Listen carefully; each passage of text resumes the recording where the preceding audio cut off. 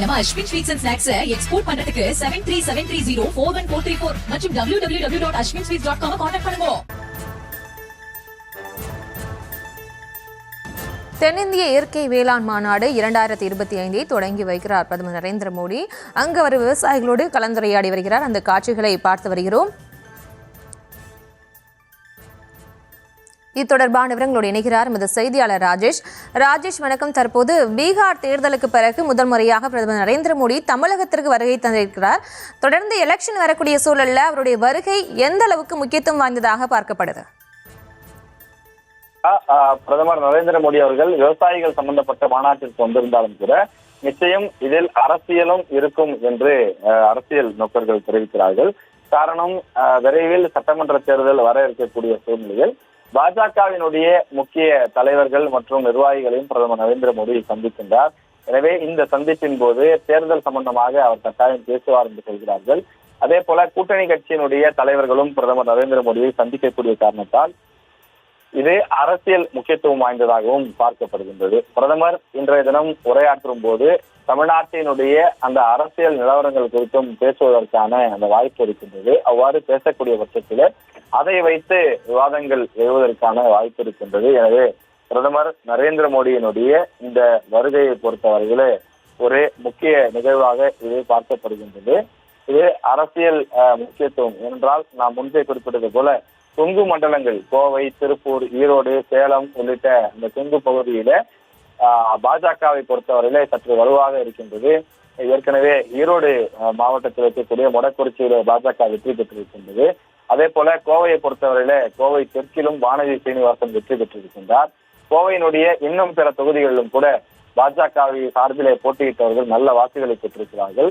அதே போல நாமக்கல், திருப்பூர், சேலம் உள்ளிட்ட பகுதிகளிலும் பாஜகவிற்கு அனைத்து தொகுதிகளிலுமே நல்ல செல்வாக்கு இருக்கின்றது. எனவே தங்களுடைய செல்வாக்கை மேலும் உயர்த்திக் கொள்வதற்கும் பாஜகவை நேசிக்கக்கூடிய அந்த வாக்காளர்கள் இன்னும் அதிகப்படுத்துவதற்கும் ஒரு வாய்ப்பாக இந்த மாநாடு இருக்கும் என எதிர்பார்க்கப்படுகின்றது. காரணம், பிரதமர் நரேந்திர மோடி அவர்கள் இந்த மாநாட்டிலே அறிவிக்கக்கூடிய திட்டங்கள் மற்றும் தலைவர்களை பார்த்து உற்சாகப்படுத்துவது, இந்த பகுதிக்கு பிரதமர் வந்து செல்கிறார் என்று சொன்னால் அந்த மக்கள் மகிழ்ச்சி அடைவார்கள். அதன் காரணமாக பாஜகவிற்கு இது ஒரு கூடுதல் பலமாக அமையும் என்று எதிர்பார்க்கப்படுகின்றது. எனவே பிரதமர் நரேந்திர மோடி அவர்களுடைய இந்த வருகை கோவை மக்களுக்கு உற்சாகம் கொடுத்திருப்பது போல கோவையில் இருக்கக்கூடிய பாஜக தொண்டர்கள் மற்றும் கொங்கு மண்டலத்தில் இருக்கக்கூடியவர்களுக்கு ஒரு உற்சாகத்தை கொடுத்திருப்பதாக சொல்கிறார்கள். பிரதமர் நரேந்திர மோடியை கூட்டணி கட்சியினுடைய முக்கிய தலைவரும் எதிர்கட்சி தலைவருமான எடப்பாடி பழனிசாமி அவர்கள் சந்தித்து பேசியிருக்கின்றார். அவருக்கு வரவேற்பு கொடுத்திருக்கின்றார். எனவே இந்த சந்திப்பின் மூலமாக பாஜக அதிமுகவினுடைய அந்த நட்பு மேலும் அதிகரிக்கும். விரைவில் இரண்டு கட்சிகளும் இணைந்து அந்த பிரச்சாரங்களை முன்னெடுப்பது உள்ளிட்ட சில விஷயங்களை மேற்கொள்ள இருக்கிறார்கள் என்றும் தெரிகின்றது. ஏற்கனவே அதிமுக பொதுச் செயலாளர் இபிஎஸ் தமிழ்நாடு முழுவதும் சுற்றுப்பயணம் சென்று வந்தார். தற்போது நயினார் நாகேந்திரன் அவர்கள் தமிழ்நாடு முழுவதும் சுற்றுப்பயணம் மேற்கொண்டு வருகின்றார். இரண்டு கட்சிகளும் இணைந்து ஆளும் கட்சிக்கு எதிராக, ஆளும் கூட்டணிகளுக்கு எதிராக பல்வேறு விஷயங்களை முன்னெடுக்க இருப்பதாகவும் தெரிகின்றது. எனவே அவற்றுக்கெல்லாம் அச்சாரம் போடக்கூடிய வகையிலேதான் இன்றைய மாநாடும் பிரதமர் நரேந்திர மோடி அவர்களுடைய வருகையும் அமைந்திருக்கிறது என்று சொல்கின்றார்கள். பிரதமர் நரேந்திர மோடி தற்போது விவசாயிகளிடம் உரையாடி கொண்டிருக்கிறார். இவர்கள் இயற்கை முறையிலே விவசாயம் செய்யப்பட்ட அந்த பொருட்களை கொண்டு வந்து காட்சிப்படுத்தியிருக்கிறார்கள். இந்த இயற்கை விவசாயத்திலே இருக்கக்கூடிய சில இடர்பாடுகள், அந்த இயற்கை விவசாயத்தை மேலும் அடுத்த கட்டத்திற்கு கொண்டு செல்வதற்கு தேவையான நடவடிக்கைகளை எடுப்பது உள்ளிட்ட சில விஷயங்கள் குறித்தும் இந்த மாநாட்டிலே பேசி முடிவெடுக்கப்பட இருக்கின்றது. பிரதமர் நரேந்திர மோடி இன்னும் சற்று நேரத்தில் இந்த மாநாட்டை தொடங்கி வைக்க இருக்கிறார். தொடங்கி வைத்த பிறகு அவர் 1 மணி நேரத்தில் டெல்லி புறப்பட்டு செல்ல இருக்கின்றார்.